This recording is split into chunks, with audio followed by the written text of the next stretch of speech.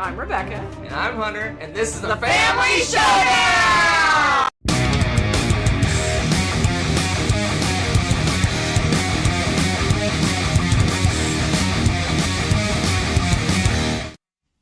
Well, that cut off early. Hi. I guess we'll get it next time. Welcome. Looks like our volume. Top 100 games of all time. Adjust the volume a little bit. While he's tweaking that, it's been a little bit since we've done one of these. I feel like my list, I should title this Unsettled. Unsettled? Unsettled is the name of the game with my list this year. So the last time we did this It's been a couple years. You did this, I want to say in 2023 in the fall. Well, the U.S. Northern Hemisphere fall. Yes. And I didn't even do my 2023. I put it on our Board Game Geek guild chat. Right. So it's been a while. It has been 2.5 years plus. That's weird to think about. That's weird to think about. But I feel like mine is going under a transition because our gaming's played considerably. Well, a few things. A few things. We haven't played a lot of new games since we made the list last. That's true. I would say maybe less than 100 new games.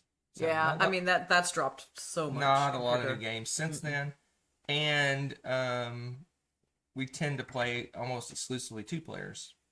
We don't get much of opportunity to play with more people because we're Dallas Fort Worth is like a hub for conventions and stuff. There's board gaming around every corner. It's crazy, and that's not so much the case. Yeah, and we haven't been super active about going out and finding a game. If we probably dug and tried, we probably. Oh yeah, there's board gamers. But we're in outdoors mode right now. We are so in outdoors mode. But that said, I noticed, and I think you'll probably agree, my list is heavily influenced by the games I want to play. I could see that because I think mine are that way as well. So it's like when I look at the game, I go, "Oh, I like both of these games, but I want to play this one more." And then, usually in the past it was I just said, "Okay, which one do I like better?" And that was the end of it. Now it's like, okay, I like them about the same. I want to play this one more, so I picked that one. So a lot of the games I really want to play have been influenced and pushed up the list a little bit. True. So. And good morning or afternoon, Hawk Skull. Evening, morning. Evening. Good. What is it? Good morning, good evening, and good night, or something like that. So that said, we're going to jump in. So what the plan is, we're going to do like we did in the past. We did the first 10 live. Yes. And the last 10 live, and then we'll do pre-recorded in between. But this year, this is the first time we're going to do both of ours at the same time. We've never done that before. So you're going to get 20 games. Well, somewhere. I'm not sure if we have any crossovers, but you're probably going to get 20 games a pop instead of 10. Yeah, I don't know if we'll have crossovers in. Ooh, that's going to be interesting. I don't know. So we're going to talk a little less about the game so the video isn't quite as long. That's the plan anyway. What?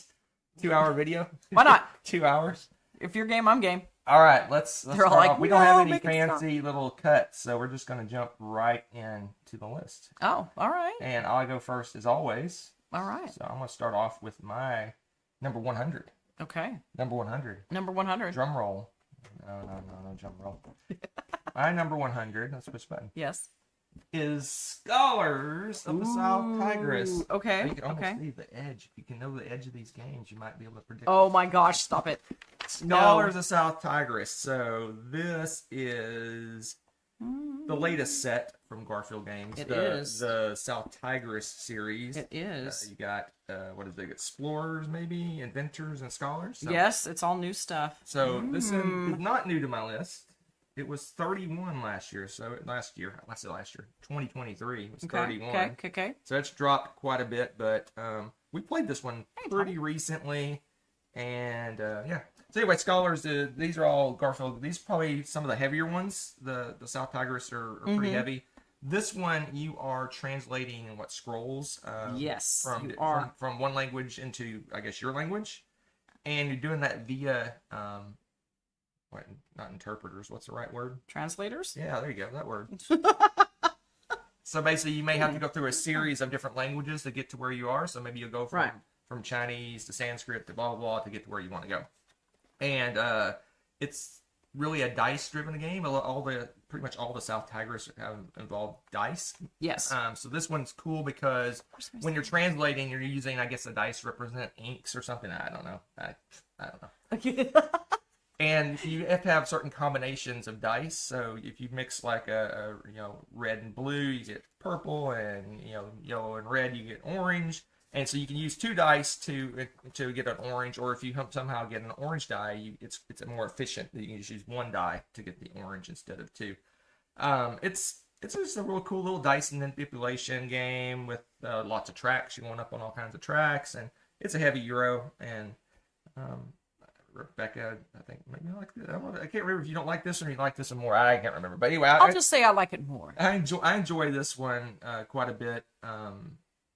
Spoilers is not my favorite of the South Tigers games. How dare! But I do enjoy this one quite a bit. So my number 100, Scholars of the South Tigers. Very cool, very cool, very cool. Yes, I will say, I do like this one more. You will be seeing this game in the future. What? Dun, dun, dun. What? Spoilers? I will be getting up and down a lot because our table space we got 20, is non-existent. We got 20 games to keep it off camera. Have to it's a put little away. creative. So yes. All right. So my number 100 this is technically, well, it's new. It's new to my top 100. That is Leaving Earth. Oh. It has been on my lists before. You know that I like to go way beyond 100 just to rank things. And in the past, it has been 179. Wow. Yeah, this took a leap. It rocketed up your list. I see what you did there. That was terrible. Okay, so the thing with this, though, I think some of this has the want to play factor. And this also, again, gaming changes and things like that. For me, Leaving Earth, and still 179, that doesn't sound like, oh, I hate this game. I really like this game. To me, it's like a simulation of being a rocket scientist and getting to do this stuff. If I was good at math in an alternate universe, this kind of stuff would just be like, wow, this is so cool. They obviously simplified the math a bit, quite a bit, but you get to like make the projections and stuff and decide, okay, I want to explore. I want to send a satellite to go check out Venus. Okay? And so I'm going to do all the calculations and figure out the rocket fuel and all this kind of stuff, what rockets you need to use, and you launch this thing and see, and I like it. It's kind of like very realistic too, because if, say, the Russians, Hunter, decide to develop some certain technology, then I'm like, hey, Roscosmos, let's trade some like, that's NASA. That's their NASA. Oh. And like, okay, so trade their like they share tech and stuff like that and develop stuff, and then you try it out and go and launch. I just think it's fun. I think it's cool. We still have not done the Outer Planets expansion. Mm-hmm. It's sitting there just mocking me right now. I remember the first time I played this, I basically kind of tried it out solo. Yeah. I don't know if you can play it solo, but I tried it solo just to see. And it was so. Basically, when you launch a rocket, you can test it over and over again before you launch, and the more you test it, the more likely it's not going to blow up. Right. Or you can just go, I'll just go for it. We're going to try. We're going to go for it. So you basically have like almost like a little mini deck building almost, and you're trying to get the fails out of your deck and get successes into your deck and to launch the rocket. And I just kept blowing people going into space. I'm like, oh, we'll try it. Oh, lost Buzz Aldrin. I remember this now, because you were like, oh no, Buzz Aldrin, no. And Ness and I were playing a different game because I think we were at a convention when you were playing or something. Were we at home? We were at home. Okay, because Nessa and I remember hearing that going, Daddy just killed another astronaut. Yeah. Dang, that's rough. So you can really, I like the Discord. Yeah, I like the pressure luck aspect right. of it. Of how risky do you want? I got a 75% chance of success. Let's go for it. We don't need more tests. No more tests.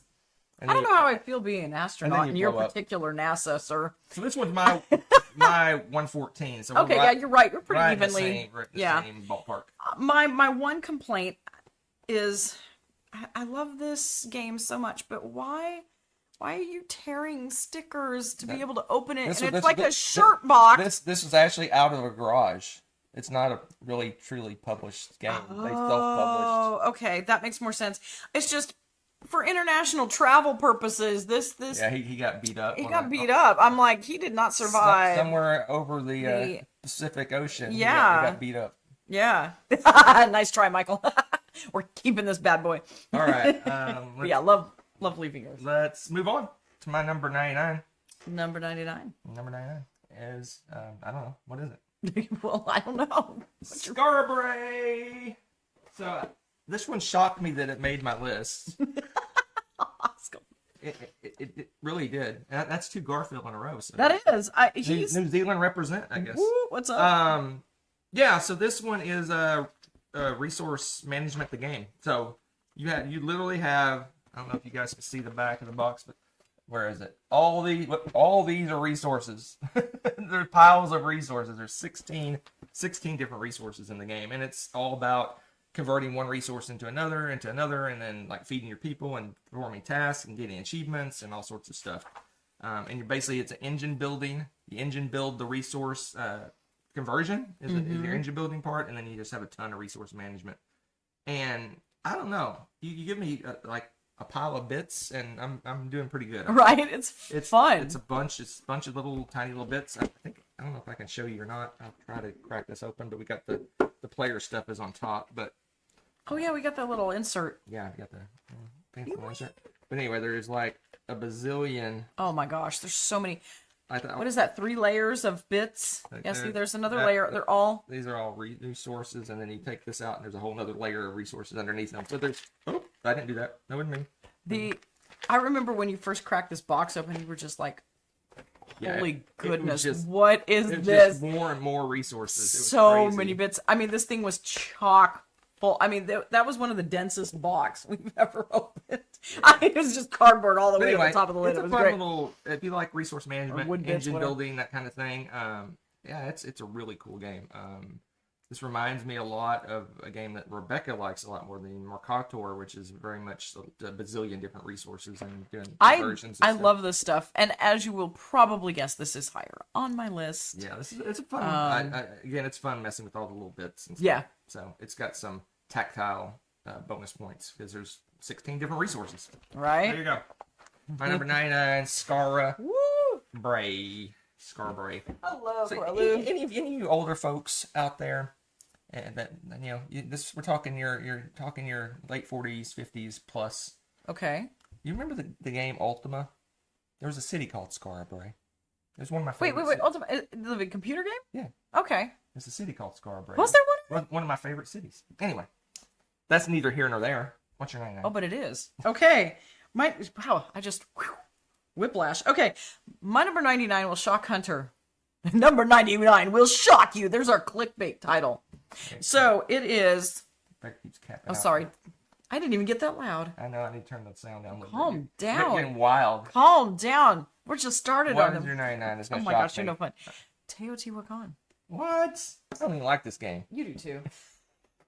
I don't like it as much as you. I tell you that. Really? Yeah. Really? Really. I am shocked This is by this. this one's a mid for the T games for me.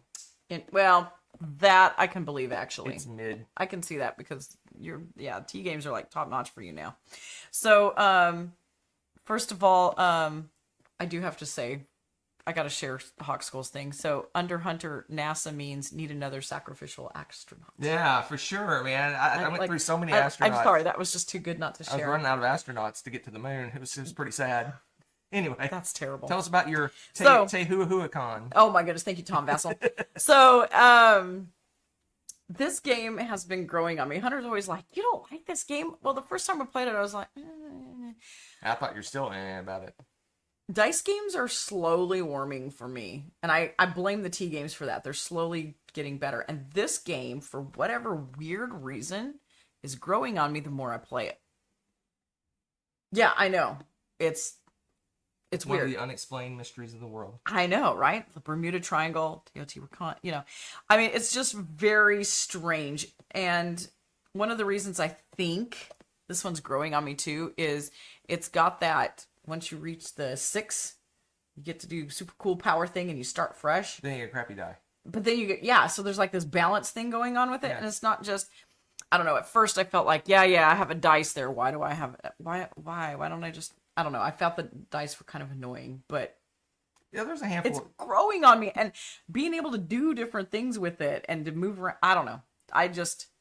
The higher the die number in this game, the more powerful it is, the more powerful your actions are. You get to do cooler things, and then when it basically explodes when it hits 6. You get to do something. It ascends. Yeah, and it then you get to do something really incredible, and it's a one shot though, and then you start from 0 again as a lowly peasant number 1. And it's interesting, and I like that. There's a handful of games that have that mechanism where you spin up the die and it gets more powerful, and then it resets. And it's an interesting mechanism. It is. Because it's like, 6 is so powerful, but I get so much cool stuff if I... Right, and then you're like, but I have to start from scratch with that die again. And it's interesting because this is the first time that this is broken into my top 100. It's been 145 before. So, I mean, it had been slowly working its way up, but... Speaking of 145, it's my 140. My 140. So, yeah. Mid. Ooh, Corlu has a good question. So, games on your top 100, are they only ones you've played in real life, or would you ever include games that you've played on VGA? That is a great discussion. That is a great discussion. Because we'll stop right here. So we'll have a discussion for a moment. I'll clear the screen and we'll have a little chat. That's a good discussion because I, for one, like Roman numerals, am not including any games that I've only played on online or on electronics or whatever. I've only included games I've played in person. But that said, I do let the electronic version influence me. Okay. That's fair, I guess. That's fair, I guess. Like if a game I really love and I've played it, in person. Right. And there's an electronic version that lets me play it quicker or easier or better or faster. Oh, I know exactly what game I would think of when you say that. Yeah. Don't spoil anything. That would influence my ranking. Okay. But for example, spoilers, I've never played Galactic Cruise in person. Okay. I've only played it on Board Game Arena. Right. It's not on my list. It would be on my list if right. I ever got the opportunity to play it because in you're person. So, for good or bad, I'm not including them. I think you said you have one caveat. I have one exception. It's not a caveat. It's an exception. I have one exception because I've played it so many times. I really thoroughly know the game, and it's a very simple game. And it's just hard to find here in the... And it's really hard to find. Otherwise, yes, I only play them in real life. Again, the one exception, and I think... We'll talk about it when we get there. Yeah, we'll talk about it when we get there because it makes perfect sense. I think you'll understand. But that said, Galactic Cruise would be the only game I've played online only. It's the only game that would be on my list. Right. It's the only game. So I could have had one exception and been done with it. Oh, Tommy makes a good point too. If it was online and live, would you count it? No. You still wouldn't count it? I need to touch the bits. You want the bits and stuff? I need to touch the bits and experience the game and see how I'm moving stuff on a board. Because it could be super But what tedious. about the 18XX games? I've played them all in person. Oh, that's true. You have. I have not. I have not. But that. Interesting. But. Yeah. So, like, what I'm saying is that I play the game online and I think, oh gosh, this game flows so smoothly. It's great. It's super fast. Right. We finish in 30 minutes, and then I play it in real life. It's a 4-hour game. And I'm moving. I'm will having change how to you feel about it. Bits and do logistics continually, and it's fiddly. That's true. And the computer, I wouldn't know that playing online. I wouldn't know how long it actually is. I wouldn't know how difficult it is to deal with it. So I'm not really getting the true experience of the board game. I'm getting the online experience of that board game. So just like Galactic Cruise, I love the game online, but when I play in person, maybe it's too fiddly or it's too complicated or I can't. I keep missing a rule that or something. The game kind of covered for you. Correct. So that's my thought process. But we'll move on. That's fair. That's fair. We'll move on to what are we at? My 98. Then we're at. Yes. My 98 is Diplomacy. So I've only played this game one time. Yet it's on my top 100. I suspect it's gone next year because I don't know how many opportunities I'm going to have to play this game in person. That's true. In fact, the copy I have is still in shrink. So if you don't know the story, I've told the story several times. I'll tell it quickly. at a convention, I signed up for a diplomacy game. We played a full 8 players, I think is the 7 players is the max. And we dressed up in costumes and had little hats. Yeah, you guys were ridiculous. And it was so awesome. We were role playing our characters, and I just had an amazing time. It's probably maybe in my top 10 gaming experiences of all time. That's how much fun I had. I do understand this is a very fragile game because it is a very mean. I mean, it may be one of the meanest games that there is, period. Because the whole point of the game is to get someone to win over their trust. And then at the perfect opportunity, backstab them. You're the only person available. Who am I? This person over here? So, so it was funny because I was kind of the one everyone picked on the whole game, and I was just hamming it up and like acting like I'm betrayed, and I'm like getting all upset and just role playing, not truly upset. And everyone we had a really good time. And I was voted like the most fun person to play with, and I won the game. So that's why I have a copy. I didn't buy my own copy because, again, I don't know how often I'll be able to play this game. But I would love to get together with some friends and make them ex-friends and play this game. Make them ex-friends. Dang. So it is a brutally mean game, and it's definitely not for everyone. But you have to go into it and you have to be in that mindset of, I'm just going to get messed around with and backstabbed, and I'm going to backstab other people, and I'm going to convince you wholeheartedly that we're on the same team, and then I'll invade you when you're not expecting it. It's like you'll leave your back of your country unprotected, and I'll just invade, and you're like, but you said we were friends. No, we're not friends anymore. So if I ever play diplomacy, we are mortal enemies from the start. From the start. We need so to put you way down here. There's no chance of you to betray. We have to put you way down here, and I'll be way up here. I'll be Hawk School up in the UK, and you can be down here in Turkey somewhere. Okay. we won't run into each other. Better, for a while. I'll just be the Mongolian horde.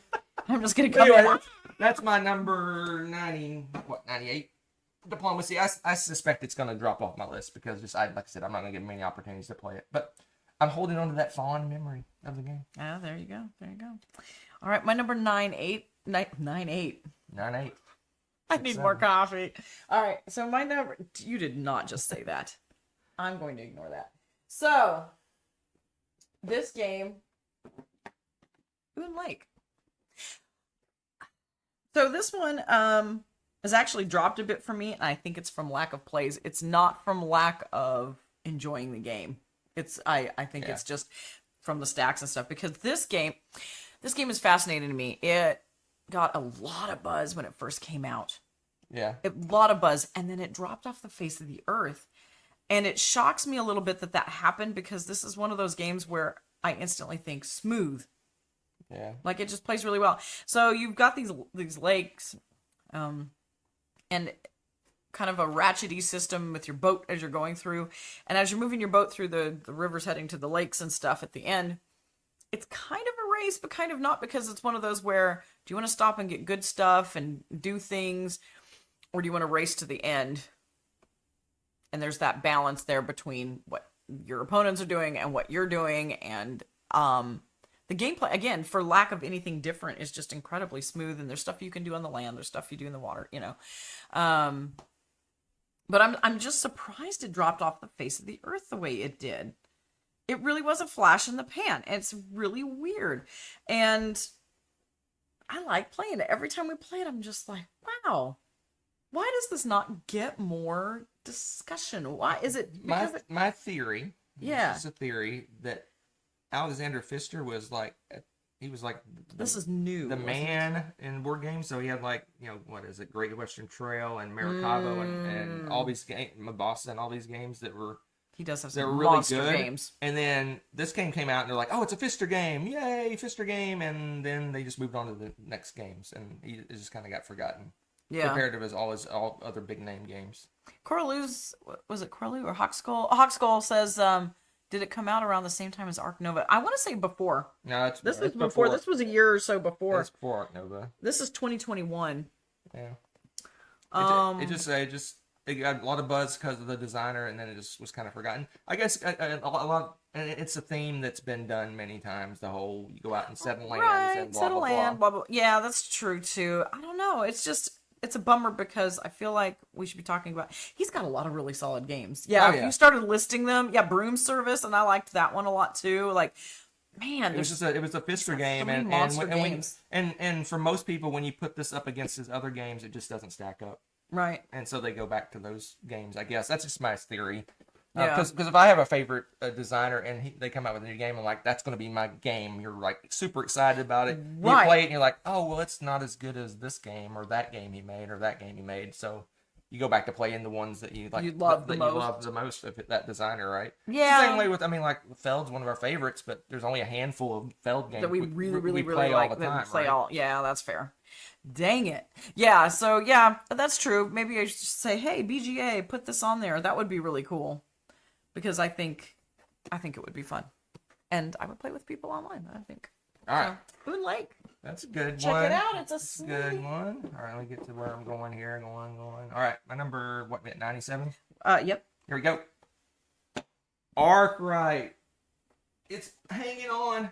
It's hanging on. It's hanging on barely. What a monster. Barely hanging on. This was our heaviest game for a long time. It was. It may still be up there if you play the full version of the game. Right. Anyway, Arkwright is Economics 101, the game. So yeah, it really, someone took a economics book and ripped it open and they smacked you over the head with grabbed it. some pages out of it and made this game. Smacked Because it basically you're running a business and it's a supply and demand thing. So you have the workers.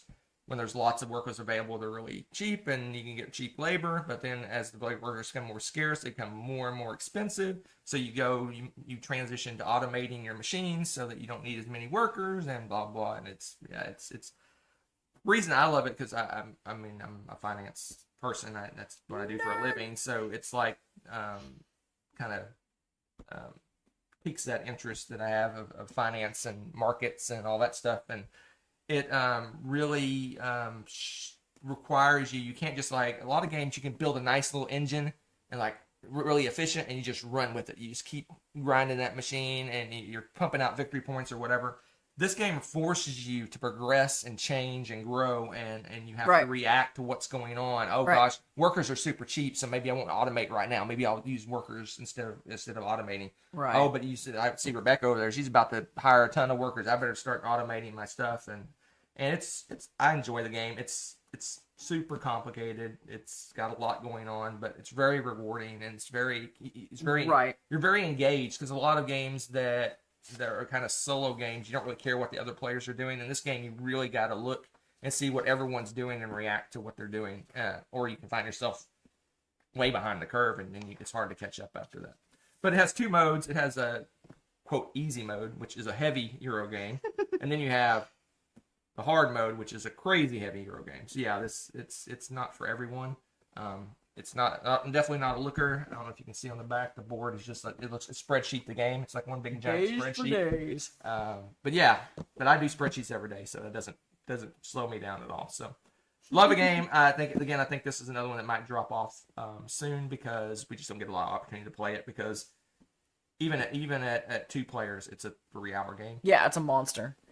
It says 2.5 on the back plus. That's 2.5 plus. Yeah, plus. A Yeah, plus. definitely a plus. Mm-hmm. So I think we're 2 players when we played this a couple of times in a row. We were getting to 3 hours for 2 players. You play 4 hours, you're talking 4 or 5 hour game. It's a max. 4 players, you mean? Yeah, 4 players. Yeah. It'll be 4 or 5 hour game. Yeah. So yeah, it's. But like I said, their easier game cuts that time down by maybe 50-60%, and it really shortens the game quite a bit. It does, which is probably why have we played the heavy? We played both. We did play both. We played Okay. both. I It's prefer been a the while. heavier one. I think you prefer the lighter one, so that's why it never gets played. But I mean, yeah, it's not on my list, but that's one of those that I've grown to appreciate. Like it's not a top game.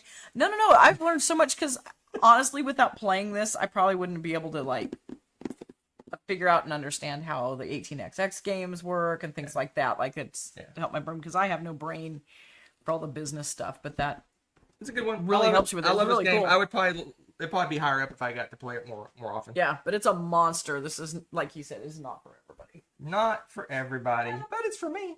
It is. It was my 100 last year, so Really? it stayed right in the same It did. area. That's interesting.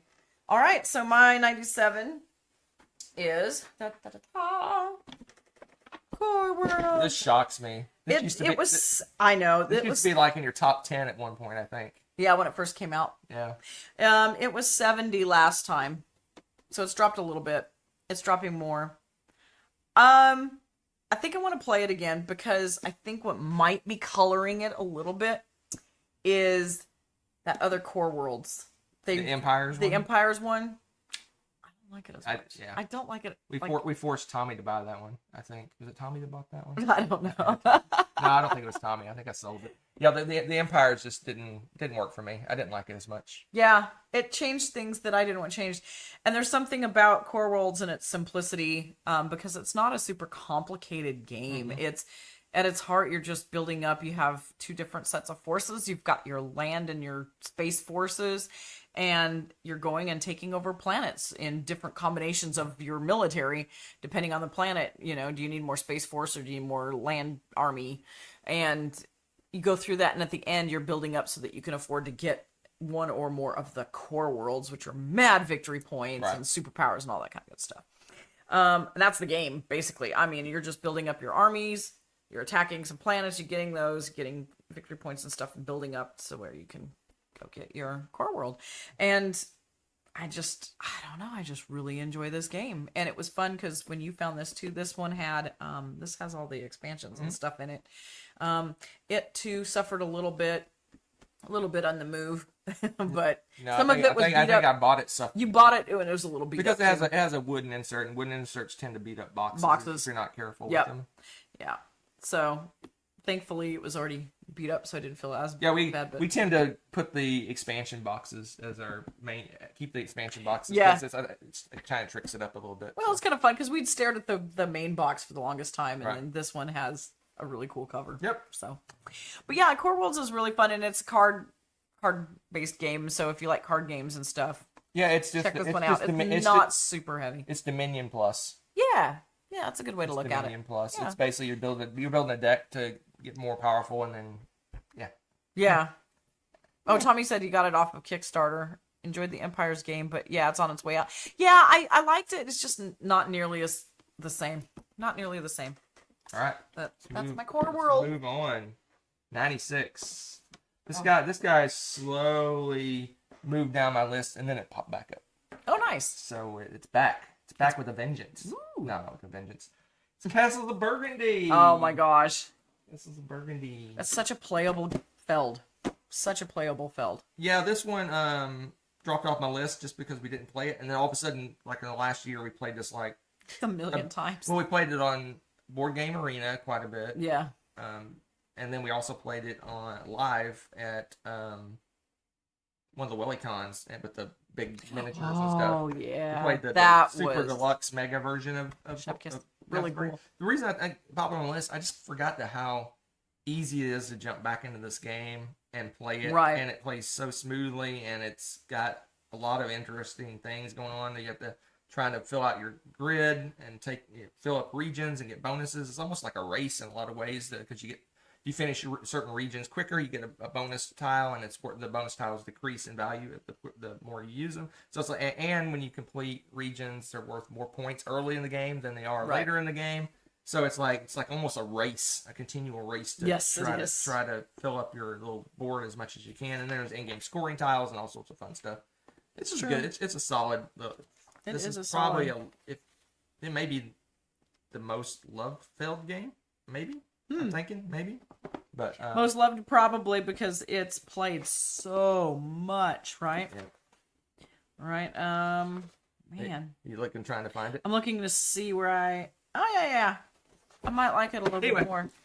Castles of Burgundy, it's a good one. I don't know if the super miniature one's necessary, but it was pretty cool to play it once. That was really fun. Yeah, I enjoyed that. If you are a person that's like, you know, it's your game.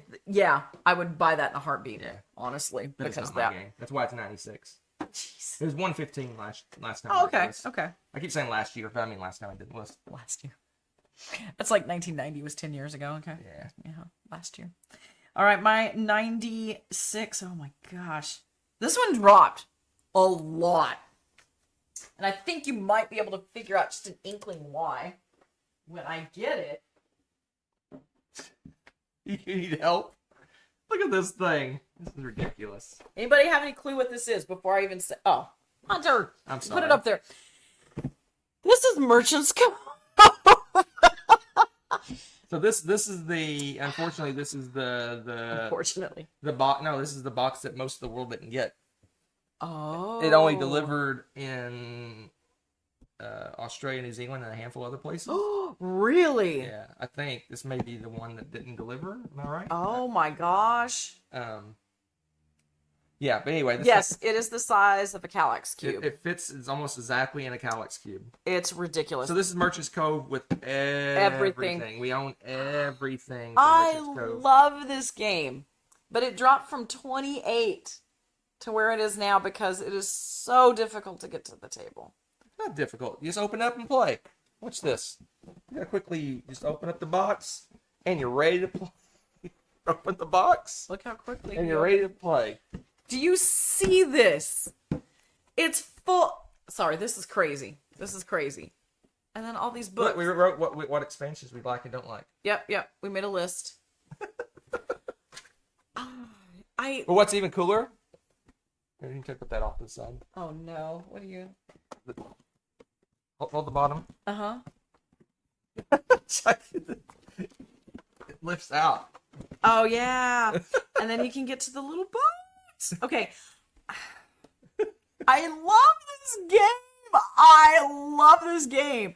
But it is a massive production every time we pull it out because everybody. Here's what the thing about Merchant's Cove that's so interesting is that it's incredibly unique. Every player is playing a different character that has. We all have the same goals. We're trying to sell these potions and get victory points, but everybody goes about it in a completely different way.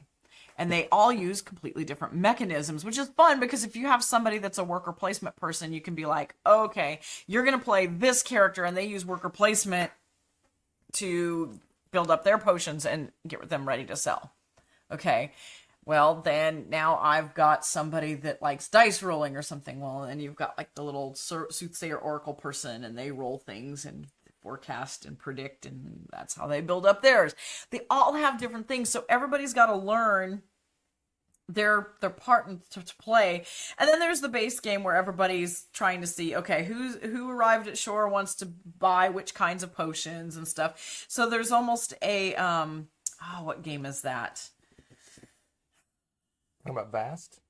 Where you're trying to pick which boats come to shore and stuff.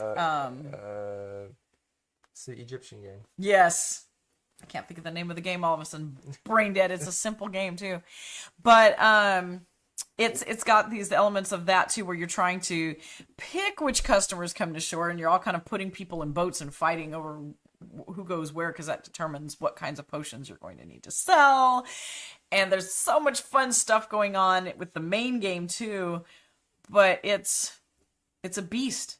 Yeah, I think like you said, I think the deterrent to playing the game, for better or worse, is we're lucky we only play it 2-player. I couldn't imagine playing this game with a lot of players, because if someone's teaching the game, you gotta. If they're gamers, you could just hand them the rules and go, hey, read this, and they have to read a pamphlet on how to play their character. Or if you're a really nice teacher, then you teach the game and you go, okay, this is how you play, this is how you play, this is how you play, this is how you play, and it's a bear to teach. Yeah, which is too bad, because this would be a game that I would want to play regularly with. I think it'd be fun to have a game group that plays this regularly. And if you had people that liked a certain character, they basically remember how to play it, and it would be easier to play. To pick up. But you always want to try something different, so every time you're rotating. We always do that. So we worked our way through all the characters. We have, but it's just a teach. It's a bear to teach. I'm not intimidated by the big boxes and Imhotep. Thank you, Tommy. That's exactly the one. Setting up. I'm not intimidated about setting up. It's the whole. I have to learn the whole game. Right. Then I have to learn how to play my character, and then I learn how to play your character. Then I teach you how to play the game, and then I teach you how to play your character, and then by then we eat lunch and. Right, it's a day event. Yeah, that's very true. Yeah, and I mentioned Vast. There's many games. Right. There's not many. I love Vast. There's several games where you have super asymmetrical. Like Right. Root's another one that Root, yeah. that has asymmetrical completely. You're playing the game completely different. So, Yeah, I think Spirit Island does too. Yeah, I think you're right. And yeah, it's just it's just hard to teach. It's just I love. because you're right. There's that deterrent, like, oh my gosh, I gotta learn the game and learn how to play two characters and teach you how to do it. And, Which is it's a bummer that kind of holds you back because it really is fun to play. Oh, I love this game. Love this game. all right, give me the lid. You ready? Oh, here, put the note back in. The how to play the game note. Yes. Anyway, yeah. So this is the big box. Put the box on right. Box lid. Oh. Make it match. Make it match. Gosh, what is happening right Make now? it match. Then Yay! Here, take this thing away. This is a monster. Nice thing is it's not really heavy. It's just a monster. Yeah, there's a lot of empty space in that box. I'll just put that there. I'll just put that there. All right, All right, lovely people. Oh, Let's it's me. move on. Woo, that was a chonker. it's me. Such a beast. What are we on? 95. Something like that. Yep. All right, let's do it. My number 95 is Istanbul. No, it's Constantinople. Oh, don't even. Istanbul. So this game is. I beat the chat to it. So good, so good. Yeah, I wish there was more games. But anyway, Istanbul's it's a race, another race game, trying to collect a certain number of gems to win the game based on the number of players. And you do that by basically doing almost like mini games. So Right. you end up with this grid of locations on the board, and you're basically moving around the board, going to different locations. Maybe you go to one place to get some resources, then you go over to another place and convert the resources into gems. Or maybe you go over here to get some coins, and you take those coins to the gambling hall, and you gamble for gems or whatever. Right. There's all kinds of different locations that you go to basically race to get the certain number of gems, and whoever gets the required number of gems first wins the game. So it's pretty simple. And we have crammed in this box. We have all the expansions. So we play I think it's called Grand Bazaar or something like that. We play with every single location. Yes. It's a massive grid. And the kind of the gimmick in this game is that you have when you're moving around the board, you can't just say I'm going to move 3 spaces over to this board and call it good, or I'm going to move over here. Or, I like this location. I'll just go to this location. You have almost like a little trail. You're like leaving breadcrumbs when you're going out. It's almost like a tether. That's true. To where you can go, and you basically drop little breadcrumbs, and you got to pick them back up and move around. And there's ways to reset them and things like that. But it's almost like a I don't want to say a logistics puzzle, but it's like, okay, I really want to go to this location, but it's going to take me several little moves to get there. What can I do on the way to that spot so I'm the most efficient I can be? And there's another game coming up on my list that uses a very similar mechanism that we'll talk about this time. So it's not my favorite game that uses that mechanism, but it's a good one. There's not too many games that use that, but it's interesting because most games is like you have 3 action points or 3 movement points, and if you want to go to across the board, like, okay, I'll move to this spot and I'll move to that spot. And this takes a little more planning, a little more thought to figure out how you want to. Right. Got to get those rubies. Gotta get those rubies. Oh man. Yeah. So I've had. So let's see. We have a couple people talking about the dice game. I have not played the dice game, but No. seems like people like that one a lot. I think a couple of games burned me on the card game / the dice game. Oh, that's fair. And so I'm really hesitant to play the card game Or dice version of dice something. versions No, of that's fair. games. They went through a phase for a while. Do you remember that where everything turned into the dice game Yeah, or the the card card game. game of? Yeah, that's fair. And what's That's funny, fair. they would take a card game game based on cards and have a card game version of that same game. Catan. The card game. I actually liked Catan, the card game. I know. the I was the only Rivals one. of Catan or whatever it is. Yeah, I think I'm the only one like that. Right, that's Istanbul. I can have room. Oh, you have room now? Okay. Put stuff over here now. All right. So my number 95 is new to the list because it's new. Ooh, what? I Our know. first brand new game. Hold up, or did I skip? Did I skip somebody? Yeah, it's new. Oh, okay. Oh, just things got out of order. I was like, ah. Oh yeah, because we were going to play that game. Oh, okay. That's why I Let got me make moved. sure things aren't in the screen. Okay. Yep. And that is dun, dun, dun, dun, Wingspan. I held off for a long time. You avoided Wormspan. I avoided Like, Wingspan. To me, I was like, cash grab the game. Nope. Wingspan is chef's kiss perfect. And then I keep hearing. They changed the game, or they streamlined the game, blah, blah, blah, blah, blah. And I had to try it. And honestly, really like it. It's different enough that it's different from Wingspan. It's not replacing Wingspan, so don't get too excited. But it's fun. And they trick it up just a little bit. It's still the same basic system. You're putting down fish in different depths of the water, or depths of the ocean, or whatever. And you still have eggs, which, by the way, I don't know if they're accessible. The eggs are squishy. I love it. They still have... Where are the eggs? Oh, we have the boring one. That's right. We played it the first time. It was with We don't have the cool eggs. I forgot. But anyway, again, We don't get cool things in New Zealand. dang, that was crazy. But yeah, again, you got the little eggs. If you get the deluxe, I highly recommend them because they were squishy and I played with them the whole You're all time. excited about your squishy I'm so eggs. excited about now. I don't want to play this game anymore. It's off my top list. Yeah, I just, throw it in the trash. you know me. I like the tactile little goofy bits. But they play with them a little bit more. They manipulate. There's a lot more going on with the eggs and things, and how you trade them, and the babies, little babies. How you get your victory points through them, and what you can do with them, and there's a little bit more going on with that than there is in Wingspan, which I thought was really fun to play with. I really enjoyed that. The art is ridiculous again, and yes, you can learn about all sorts of cool little fish and things that, of course, I'm sure there's people out there that are super experts on that stuff, but not me. So it's pretty interesting. I feel like I'm learning something every time, and I get to see neat things and have a really fun game at the same time. I'm a nature nerd, so Finspan, it's a winner. Yes. No, they do not have a little app that make the fish make noises like the birds, though. The spoilers, none of the Wingspan games are on my list. How dare you? But I will say this, just to be a contrarian, I like Wingspan better than this one. Do you? Yeah. I don't know. It just seems like this one, even though a lot of people say it's lighter, it just seems that in my head, Wingspan plays a little smoother, and because you have all these little fish and they form up and That's groups, true. and you got things and eggs. You do have to balance that. And in Wingspan, you just have eggs as a resource, and that's the end of it. You're done. And right. This one seems like it has a little more going on. Maybe that's a good thing. Maybe people like it because it's got a little more going on. But right. I just like the smooth. I can almost play Wingspan with just out even thinking. Oh about yeah, it. true. It's true. like it's almost like a mindless game for me because we play it on BGA and as a board game a lot. So, but yeah, I like it. I like the Wingspan universe, and I like the little fun, tricked up, little bit of something different to play with it. So I give it a big meh. Well, that's why it's not on your list. Meh. I give it a big meh. All right, my number 94. Funny story. Funny story, huh? So, if you don't know, it's a little story time. I like doing story time, even though we're running way over. That's okay. No, we're not. We're doing good. Story time. We're doing great. So, when we moved from the United States to New Zealand, yes, we had to cull a good portion of our collection to get it here. And then we got here and we realized we have even less space than we thought. And so we're continuing to cull our collection down.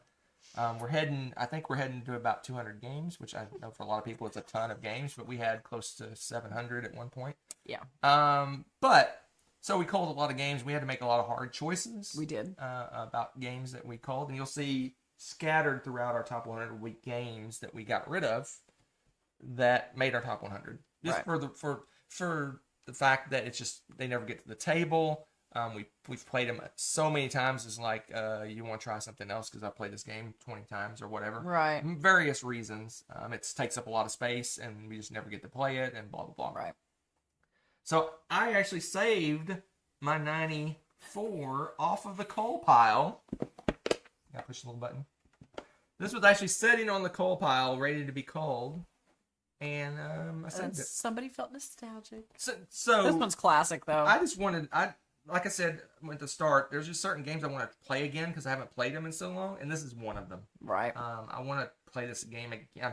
I'm feeling I want to try it again, even though to me,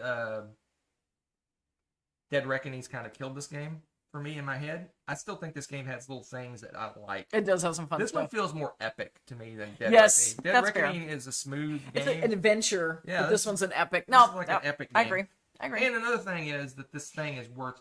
We have the expansion, which is rare and crazy out of print, and Merchant Barrage out of print. I just can't get a price that I'm willing to get rid of it for. True. Because this thing is, if you look Kiwis up love their prices bargains. for this and the expansion together, it's just a crazy. And Kiwis are cheap. They're cheap. They want their bargains. They do not want to pay. If it's not a new game, they want it like at 20% retail. So if it's $100 game, they want to pay $20 for it. And I'm like, no. So anyway, this has been sitting on the coal pile because I just can't get a price that I consider reasonable. Oh, Tommy, that makes me sad. Tommy said he had a really bad first experience with it. Really? Oh man, because this. Oh game... yeah, he played it with us and he got beat up a lot. Oh. He was the victim. Oh, he was the victim. Oh. It's kind of like Bailey with Side. Oh yeah, where she got beat up up all game. to death. Yeah. This game, it just seems like this reminds me of the Pirates game, Sid Meier's way back in the day. Hunter has this thing too where it's not an adventure game for you unless you had every flag of every country. Oh, I was like I he love could being not a go pirate. to port except for the pirate port at one point in one game because he had everybody against him. Friggin' and the friggin' the right the navies are chasing me all over the Oh, map. it's ridiculous. So I'm fun. like, anyway. Oh my god. Merchant Marauders, it's a epic pirate theme game where you're going around and you can deliver goods, you can be a merchant, you can go out and raid ships, you can do little quests, you can do exploration, you can do all sorts of things. It's pretty epic, and you can build up your ship, make it more powerful. Well, and the expansions, oh my gosh, it adds so many things to the game. There's the storm system, which thinking of which, Tommy, when we played, did we play with everything? I don't think you played with it. Was me, Tommy, Carl, and maybe it's just me, Tommy, Carl. Oh, okay. I think. I don't remember. Anyway, I want to play this one again just because it's got super nostalgia. We'll probably play it one more time and then it'll go back on the coal pile, I'm guessing. But right now I really want to play Merchants and Marauders. Yeah. Oh, Tommy was the merchant, kept going in and out of port, and he says, I think I won, but I kind of exploited the weird. He stayed in port the whole game. That's right. We couldn't kill him. Yeah, you didn't play the expansions. The expansions, they do stuff like the crew morale and the big storms. There's like, what, 7 or some insane... 10. I want to say there's 10 Yeah, there's modules. so many, and they're just little things, but it changes it up a lot. Oh, I didn't even show the box. It's kind of funny. I'll show it real quick before we leave. This box with the expansion in it. Oh, yeah. It's so full. So full of stuff. Yeah. The ships and everything. It's fun. Anyway. It felt broken. Yeah. It does have some older game. It's got some jank to it. That's half the Some fun. jank. Yeah. Don't hide and port the whole game, nerd. Jeez. It was his first play, man. All right, what are you gonna do? What are you doing? What am I doing? What am I doing? 94. My 94. Let me think about 94. Was it? Yeah, it's gone up considerably. It had dropped for a while, and I think it's the want to play again that is compatibility. I think the reason this is jumping up is because this is one of those versatile games that, yeah, it's a couples/group game, but we can arguably play this in so many different ways and tweak it. You can play best friends. We can play best friends. You can play family. Parent, kid. Oh yeah, we did like. It's really meant for couples, but you can do generational kind of stuff. Yeah, We've played family and internet. We've played it with the internet. I think I'm hankering to do like a internet game or something. Compatibility? Yeah. Do you remember when we did a nerdy compatibility and we did board game theme stuff? Oh, and we did the cards. Yeah, that was so much fun. And I've thought about doing some classroom tweaking at some point for this or something too. I mean, it's got so many different, it's like brimming with opportunities. But what you do is it's kind of a couples game and stuff, and you have a deck of cards. Everyone has the same deck, and it's got random pictures or words and different things on them. And then you'll get a theme. Everybody gets a theme. And you're going to take, was it 5 cards? 5. And you're going to make your top 5. Yep. So we'll say the theme was love, and you put the theme is love. So you're going to take your top 5 cards that you think embody the word love in some way, shape, or form. And then you score it with your partner based off of, do we have the same card in the deck? Do we have the same card in the same place? Do we have it ranked both number 2 or whatever? Right. And then you get points based off of that.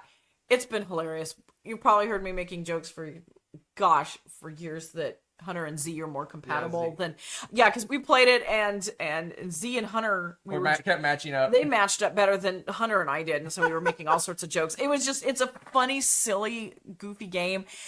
Yeah, Z's the one that showed us the game. Z introduced it to us, and it's so silly and fun, and it's versatile. You could do so many different things. And you can find this a lot of times sitting in a thrift store. Yeah, this would be one you could find everywhere because you could play this with everybody. It's just fun, silly, and I'm feeling a hankering to play this. I'm just saying.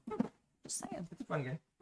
Yeah, I remember doing the board game one. That was funny. Do you remember that? We had a lot of fun with it. I think we did it twice, didn't we? Maybe. I think we might have done it twice. Maybe. Those of you that are in chat recall, because I was going to say probably most of you were in on that, if I'm remembering correctly. All right, weather machine is my next one. That's a goodie. That's a weather goodie. Machine. That's a goodie. So weather. Oh my gosh. Oh gosh. Oh my gosh. Oh my gosh. Yeah, it's probably heavier than Merchant's Cove. Weather machine. So that's a goodie. The tallest Serta. If he's not my favorite designer, he's got to be pretty close to the top. Yeah, maybe top 3. Yeah. This one interesting. The first couple times we played it, we kind of were just like, oh, it's good. I mean, it's a really good game. And then for whatever reason, the last time we played it, it seemed like it really clicked for us, and we really were. I personally, I can't speak for Rebecca, but I personally can't even see me. Hello. There you go. Hello. I personally enjoyed it a lot the last time we played it. I really. It was pretty funny because Hunter's like, "Oh no! Now there's a storm over in Egypt or something." It was so hilarious every time something. It was yeah. So basically, what the theme of the game is that this mad scientist, I forget what his name. He's got some weird. Isn't name. that Lacerda's name backwards? Yeah, it's something like that. It's like this. Oh, Lativ. Yeah, Lativ. Lativ. It is Vital's name backwards. So this mad scientist went to the government and says, "Hey, I can control the weather. I built this amazing machine that can control the weather. You want sunny skies in Alaska? No problem. I can do that for you." So he makes this wonderful machine. However, but anytime he does something, it causes a catastrophe somewhere else. So he makes sunny skies in Alaska, and then there's like torrential thunderstorms in the Sahara or whatever, right? And flooding in the Sahara or whatever. It causes this other thing. So we're like his assistants, and we're scrambling around trying to fix the things that he's breaking, and try to build a machine that actually works better than his. And it's the theme is kind of, if you get into the theme, it's a pretty interesting little theme. But really, it's just a worker placement game. Just like a lot of his games, you have like 5 different actions you can take, and you pick among those, and then they explode into this complicated in-game situation. But basically, you're working with the government to help them. You're working to build your own little machine. You're working to fix all the storms that are happening around the world. So it's like you kind of pick and choose what you're doing and you're trying to become the best scientist, and you'll be the next. What's his name? Lativ. You'll be the next Lativ. Yes, you'll be the next Lativ. So, yes, the butterfly effect one. That's absolutely. Yeah, it's pretty much it. Yeah, that's kind of the theme is that. Yeah, on crack. You change someone. You do something in one place, it destroys something somewhere else, and so you're cleaning up his mess, trying to cover for him because he is your mentor. Right. But you're also trying to work with the government and try to be the next person that has the better weather machine. Yeah, this one's growing on me. I think. And we got obviously it's the Eagle Griffin. It's got crazy deluxe, insane, beautiful bits and little metal gears and all sorts of fun stuff. Yeah, I think this one's growing on me. The gears the last time we played it, the gears were making more sense and stuff. The first time I was like, what the heck? Planning the gears made my head hurt. It's a complicated game. Again, you only have like 5 actions? No, it's you have like 5 different actions you can take. But then everything goes spider webs from there, right? Yeah. And planning ahead for some of that stuff can melt your brain because you need to. At least for me, I the need way a I was red playing. gear, and I need a guy in this spot, and I need to have an assistant over here, and I got to do this, and all things I feel like you had to plan so far ahead for those gears. I don't know. Maybe that was just the way I was playing, but it felt like you really had to work really hard for those. Pretty much all his games, though, are very tight with resources. Right. So you really got to organize and plan correctly. Right. I like it. Like I said, it grew on me. It moved up. I'm sure it moved up my list. What was it? Yeah, I'm sure it has. Yes, I don't know. Or what was it even on your list because it's new? I don't know. It may have moved up or down. I don't know. Yeah. So, do you have room over there? Yeah. Space? Okay. Yep. But And anyway, I think you're probably right, Tommy. I want to darn do close I on want to it. do a Lacerda marathon at some point. Of course, it would take months to do them all. We have how many Lacerdas? I was gonna say Like I could do it during 7 or a 8 or school break, 9 but you still have Lacerdas? ooh, that's rough. Anyway, So yep, Tommy's guessing your top 3 designers are Lacerda, Feld, and Shem Phillips. probably. I was gonna say that sounds like a good. Probably pretty close. All right, so my number 93 is, what did you call it before? Bits the game or something like that. I was a. This is another Bits the game. Yeah, it's very much like Star of Ray in terms of trading resources for resources.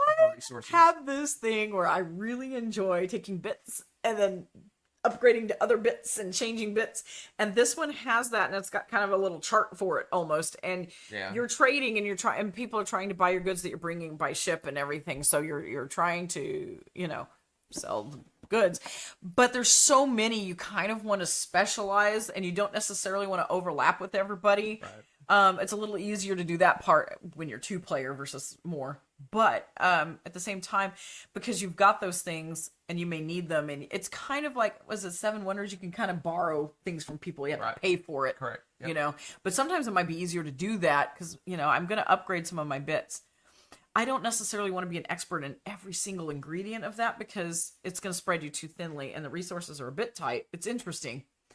So I'll pay Hunter to get, some needle and thread or something to finish building my sewing machine. It's kind of a weird, stuff.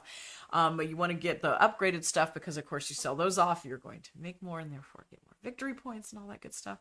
I love all the bits and the trading and upgrading, and it's just, it's fun. It's another longer, this is a bit of a heftier game for that. It's Martin Wallace. It's not light, but Yeah, I love it. I think among all those things, my favorite thing about the game, which I really haven't seen in a lot of other games. Mm-hmm. I'm trying to think of any. I can't think of any up the top of my head. You start off with a certain number of contracts you have to complete. Oh, that's true. You have like I don't know what the number is. So you have 8 contracts to complete, but it's almost like a worker placement game. Right. And you have 5 different kinds of workers, and you can get as many workers as you want. But every time you add a worker to your worker pool, you have to add a contract to your contract pool. That messes with my brain every time. So it's like, oh yeah, I'll take all these workers and I'll be more efficient and I'll be producing more than Rebecca, but I got an extra 7 contracts I got to do in the same amount of time that she does. It's a bear because sometimes you're like, how the math?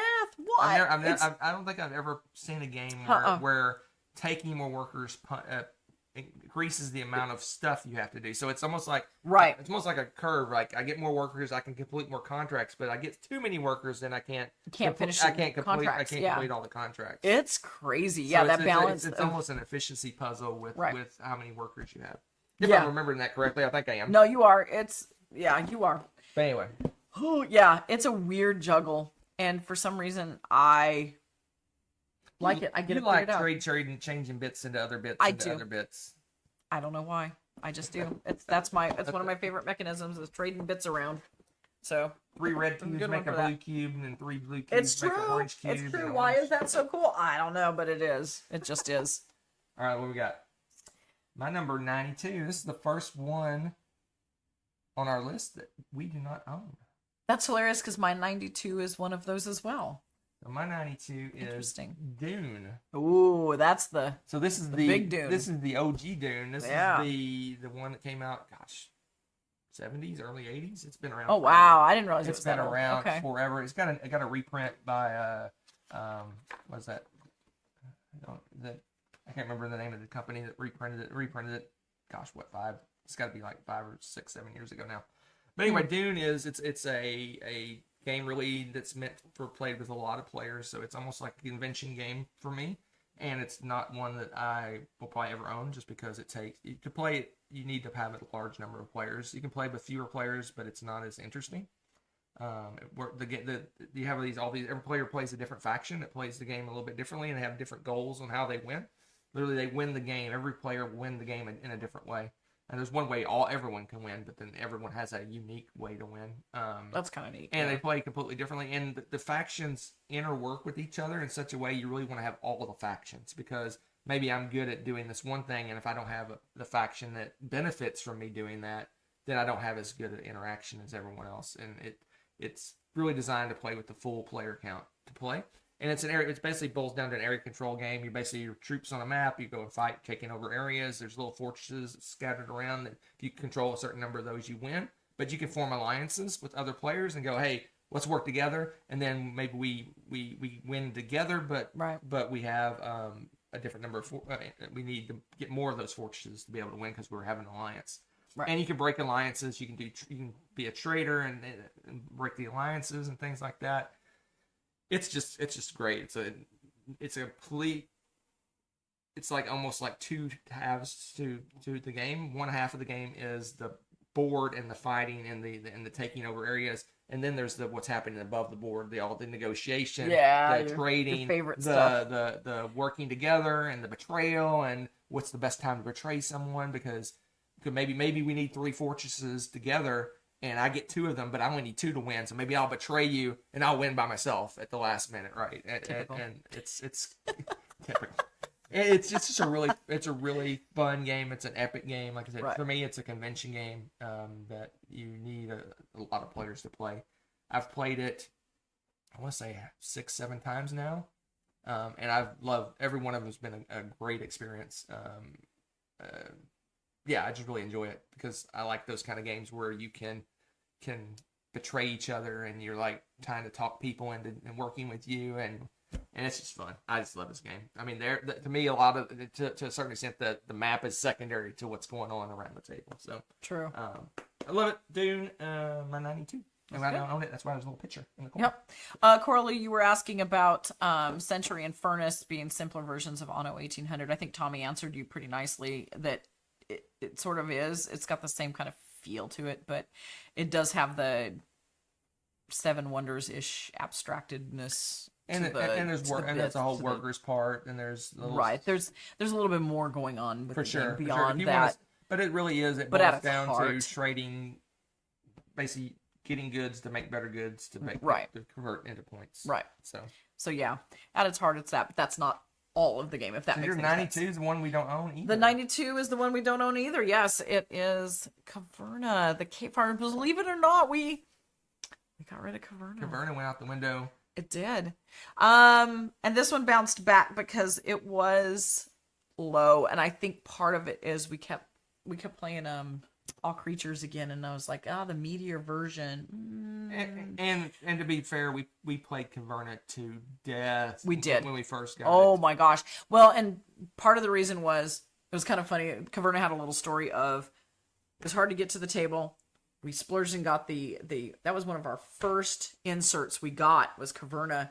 And then it made it easy to get to the table because then we're like, boop, boop, boop, boop, boop, let's play. And then we played and we played and we played. Yeah, we played that and so I think it's kind of coming slowly back around again. And it's like, well, we'll have to find it at a convention and play it. Yeah, it dropped completely off my list because I just burned out on it. Burned out. That's fair. And you know me, I cycle through things. I like to repeat games a lot. And in Caverna, it's kind of got a twofold thing going on with it. Your little dwarves. And you've got the mine. You can spend a lot of time going into the mine and exploring and adding stuff to it and getting little gems and stuff. Victory points. Ore and stuff. Or you can work on the farming half, and then you've got, animals and crops and different things. And the thing with Caverna is finding a nice sweet balance of getting a little bit of those things so that you cover all your bases, but then get really good at something that churns out the victory points for you. And it's just it's fun, but it's a heavier one. It's got a lot going on, and get a good insert, or you don't want to pull this one out of the box because it's one of those that's like baggy inferno. If you lots of bits. Another one with lots of bits. So many resources and stuff. Played to death, yes. Caverna zombies, yes. That's where we're at. Well, when we decided what to call, one of the things we did, we took our top 100 and said, okay, those are probably going to stay unless we have a good reason not for them to stay. Right. And Caverna wasn't on either one of our top 100s at the time. No, because it was down 153. Yeah, it's not even. I don't even put it in my list to rank. Wow. So there you have it. Yeah, I mean, it makes sense because again, you're burnt out on it, and again, we've got so many other games that do similar-esque things. It's not that. Well, I mean, I think like you said, All Creatures kind of gives us the same feel, and it's quicker and faster.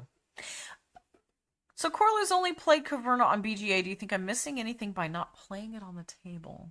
Only if you like messing with the little animals. Yeah, That's I was the going only to say thing. it's a tactile thing would be more than gameplay Because the thing. little animals are little cute. You have cute little animals and Right. stuff that you Yeah, play I really think that'd be the only difference is, and I think that's why I struggle with BGA And sometimes because I am also huge on tactile. BGA takes away all the setup time. And Yeah, so that's if you don't have an efficiency. insert, the setup time is a bear. Yeah, so that actually would be an advantage. It takes a while to set up. Oh, you've only played Agricola. I like Caverna much better than Agricola. I know you've kind of come around, haven't you? I probably like Agricola slightly more, just Really? because it's a little more thinky. And you got to be a little more strategic. Caverna's more depends on what you want. If you want something that's thinky and strategic, and you really got to think about what you're doing, Right.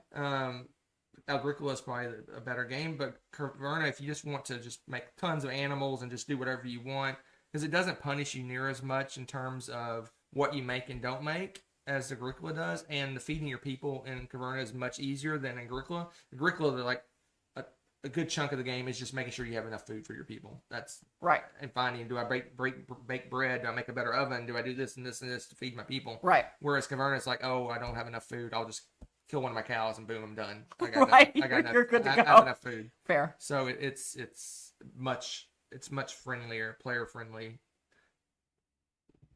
In terms of the game punishing you, Right. than Agricola is for sure. Yeah, that'd be fun, Tommy. We'll have to do that. Yep, Caverna. Anything else? I think that's good. All right, That's let's good. move on. Last one for this. Last list. one. We're not going over too much. No, We're doing not good. too We're bad. doing well, and you guys are sticking with us. You're all pro. Last one. My last one. Remember back in the day? Way back in the day. Way back at my 95, I talked about Istanbul, and it has that little breadcrumb mechanism thing. Yeah. Okay. And I think there was a game I like slightly more. More than breadcrumbs. What do you like? We have more? arrived at Yokohama. Oh my gosh, we do still have this game. Okay. I was worried we didn't. Yokohama has a similar thing where you basically have a trail of assistance or whatever, and that's the only you can only move along that trail that you've built. I think there's some things in the game that let you kind of trick that up a little bit, but basically you're building a trail of people that you can follow along, and you can only follow on that path, so it limits you where you can go. The board's a grid, just like in Istanbul. There's a grid of locations that you can go to interact with them, but this is like Istanbul, like much heavier. Basically, It is, you have the similar. You're going to little locations. You're doing almost like little mini game type things, getting resources or whatever. But this one, you have like trading posts you can build, and you have achievements you can do, and you have all kinds of resources that you're managing, and just it's much more going on than Istanbul. So if I'm wanting a lighter version, I play Istanbul. If I'm feeling for the heavier type version, these games really, to me in my mind, Right. are kind of very similar. Just like, I want a heavier game or I don't want a lighter game. Right. I think that's why, and it's interesting that they're kind of ranked about the Yeah. same too, because you think of them the same way. I think of them the same way too. They're in a lot of ways they're very different games, but they feel that you get the same kind of feeling. At least I do when I'm playing them. Because It's so funny too, because I hated that game. This is the ugly game. I'm not crazy about the art with it. still, this No, it turned me how long off has to this it for a long This time. game been out here? What's the year? You've been harping on art for 10 years now. It is, and this game it's so good. It grew on me despite my being very indifferent about It's the like art. Japanese style art. I know, for whatever reason, I just didn't like the art in it. But it just has grown on me, and I really like the gameplay. It's really good. So yeah, and you're right. A TMG game can't sell it. It's way yeah, out of print. so It's gone. It doesn't exist anymore. I know everybody's like, oh, I like the art, blah blah blah. For whatever reason, when this first came out, I like it more now than I did. I hated it. I thought it was too I'll grab a stark. tile so you can know which. It was too utilitarian. I've gotten to where I like it more now. I don't know. It's very simplistic art. It is. I just blah. I was just blah on it. For whatever reason, I did not. I don't really, for the most I part, don't I know. don't play games for the art. The art doesn't really. I like splatter games, so I can't be too That's excited fair. about art. Well, and my next one will show you too that Anyway, I definitely have changed my opinion on art. 91. Speaking of art, my 91 will shock you. This one's jumped up because it was off my top 100, and it's jumped back because, again, art Anybody knows? It's beautiful art. This art hasn't. There is no art in this game, man. There's planets. Okay. The main board is like freaking white. It's so... Hey, I like spreadsheets, so I can't complain. It's perfectly functional. Okay, but yeah, this jumped back into my top 100, and I've been playing this like crazy on Board Game Arena. Ooh, excuse me, it was Look at that clear board. Isn't that beautiful? Yeah, woo! It looks. I can play that for days. But what's weird about that is I like tech trees. Okay, so I like translating bits to other bits and doing stuff like that, and then this is tech trees, and as you get these tech trees, you're getting different, abilities, and you're unlocking more abilities to do different things. Lovely planet and it's cards. almost That's like beautiful. The planet cards are kind of cool. Those are okay, but they're okay. They're not insanely amazing, and they're not insanely amazing enough to make up for. I mean, come on. It's perfect. It's called utilitarian. Yeah, and it's the ugliest utilitarian ever. I'm like, so you're definitely not in this one for the art, but man, the whatever you're doing with the map and the planets is so secondary to me. I have fun playing with this bit. And this bit's like, oh yeah, I do have to do things over here. That's where all the points are. That's where all the points are. This is why I don't necessarily win, because I'm like playing around over here going, ooh, this is so cool. I love this stuff. There's so much to do in this game and so many different options. But again, it's a tech tree, so you do want to keep, moving along it. You do want to look ahead and decide, what is my end game? What do I want to reach for? And do that, because that's going to be how you get your victory points and stuff like that. So, yes. You know what, Corlo? You're totally right. The box cover looks much more promising, and then you open it up and you see all this white cardboard. Cover your ears, to be honest. I'm not be honest. It's 91. You're making him sad. It's 91. You're so ugly. It is ugly, but it's a great game. It's an insanely good game. It tells you how good it is that I'll ignore the stark white. Even over Yokohama, this is uglier. By a mile. Okay? It's but the beauty game, beauty is in the eye of the beholder. And it's I beholden some ugliness, but man, listen, the game itself though is beautiful, and that makes up for it. It's a work of art unto itself. Just saying. All right, folks, that is it for this time. We finished. We did our 10. We finished before it's too late. We talked a little too much, but that's okay. It's a little over an hour. We're good. All right, folks. So the game plan is again to release, or trying our best to release 2 a week, 2 pre-recorded. We'll try. We'll release those during the day, U.S. time, just to mix it up, make it exciting. And then we'll do our normal show on the weekend. So we'll probably. I think next up is a variety show, or did we do a top 10 last time? I don't even remember. I think it's top 10 time. So we'll do a top 10 this weekend and a variety show, and then we'll do those until we get to the top 10. And we'll do the top 10 live at the back end. During our regular show time, which is whatever time this is. Whatever time this is for you. Yeah. We're not even going to try to math it anymore. Everybody's scattered to the 4 winds. Yeah. So we're probably going to release them during the day, Tuesday and Thursday, U.S. time, probably like 2 Eastern, something like that. We'll probably do it as premiere, just in case you guys want to chat with each other. We probably won't be online because we'll be sleeping probably. Is that right? No. At work. Working. We'll be working. Yeah. So that's it. That's it for this time. That's it. It's been fun hanging out and fun starting to go back. Thanks for joining us. In this top 100 with you. We figured out what was shutting the camera off, so we fixed that. So don't jinx us. Don't jinx us. Bonus. Don't jinx us. Bonus. All right, we're going to get out of here, folks. We'll see you 1 week from today with the top 10 something. I think it's top 10 games we want to play most right now. Ooh. Top 10 games we want to play most. So do we make that list right before we air? We could. That was, I think I did a list. I gave a list of games to vote on, top 10s to vote on, and that was the second place. All right, let's do this. Choice. All right, now you know what you're expecting. All right, we're out of here. We're gonna get out of here. Bye, folks. Have fun.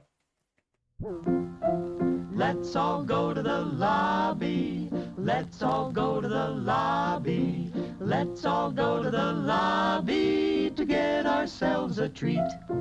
Delicious things to eat. The popcorn can't be beat. The sparkling drinks are just dandy. The chocolate bars and the candy. So let's all go to the lobby to get ourselves a treat. Let's all go to the lobby to get ourselves a treat. Thanks for watching. If you enjoyed this video, give it a like. Click subscribe to join our wonderful viewer community. Want to be notified when we upload a new video or go live? Click on the little bell below.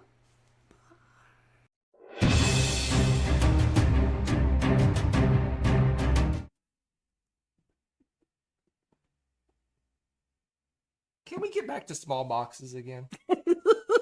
Please? Otherwise, we're only going to be able to own like 10 games. Because we only have room for a certain number of games, and is this game worth the space of 4 or 5 other games? I mean, it's getting to the... Yeah. I would say yes, because I love this game. Yeah, well, this one in particular. Bye! Thanks for watching. If you enjoyed this video, give it a like. Click subscribe to join our wonderful viewer community. Want to be notified when we upload a new video or go live? Click on the little bell below.